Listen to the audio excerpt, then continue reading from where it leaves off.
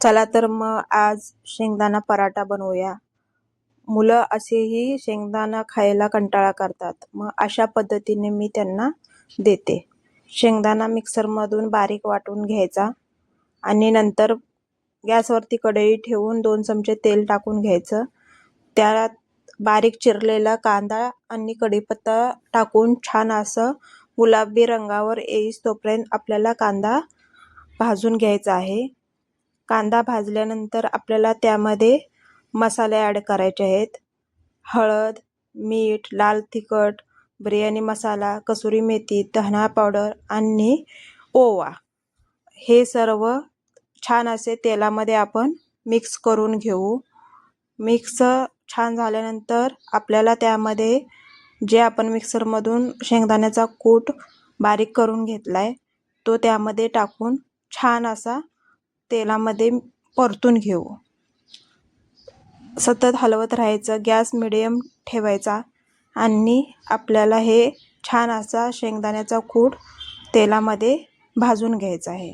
त्यानंतर आपल्याला त्यामध्ये कोथिंबीर टाकून पुन्हा 2 मिनटं आपण छान असं परतून घेऊ.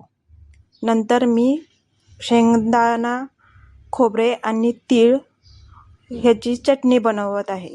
त्यामध्ये हळद, चवीपुरते मीठ, लाल तिखट आणि 1 चमचा तेल टाकून छान असं जाडसरमध्ये मी ह्याचं वाटण तयार करून घेते, म्हणजे आपली चटणी तयार होते.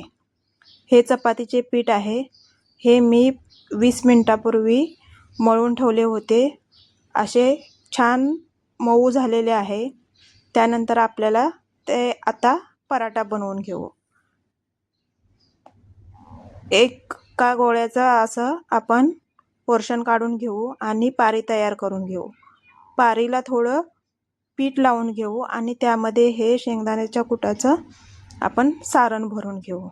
सारण छान असे जेवढे बसेल तेवढे घालून घ्यायचे आणि गोळा व्यवस्थित असा आपल्याला बंद करायचा आहे आणि पिठावरती आपण लाटून घेऊ. छान असा हळूवार हाताने आपल्याला चारी बाजूने गोल असा पराठा आपल्याला लाटून घ्यायचा आहे.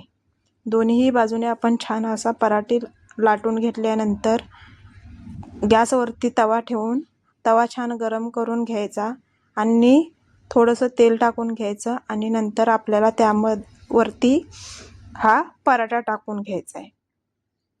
तो पराठा भाजेस तोपर्यंत आपण दुसऱ्या पराठ्याची तयारी करू. पहिल्याप्रमाणेच अशीच पारी करून त्यामध्ये आपण सारण भरून घेऊया. तोपर्यंत आपला तो पराठा एका साईडला भाजून निघतोय. पलटी करायचा आणि त्यावरती तूप किंवा तेल लावून छान असा आपण भाजून घेऊया. मी येथे तेल लावत आहे आणि छान असा दोन्ही साईडने भाजून घेते. तेल लावल्याने खूप क्रिस्पी होईस तोपर्यंत आपल्याला भाजायचा आहे आणि नंतर आपण तो त्याच्यावरती गरम आहे तोपर्यंत लोणी टाकलं तरीही छान लागतो, पण मुलांना लोणी आवडत नाही, त्यामुळे मी त्यांना तो असाच खायला देणार आहे. अशा पद्धतीने मी सर्व पराठे करून ठेवले आणि चटणी आणि दह्यासोबत हा पराठा खूप छान लागतो.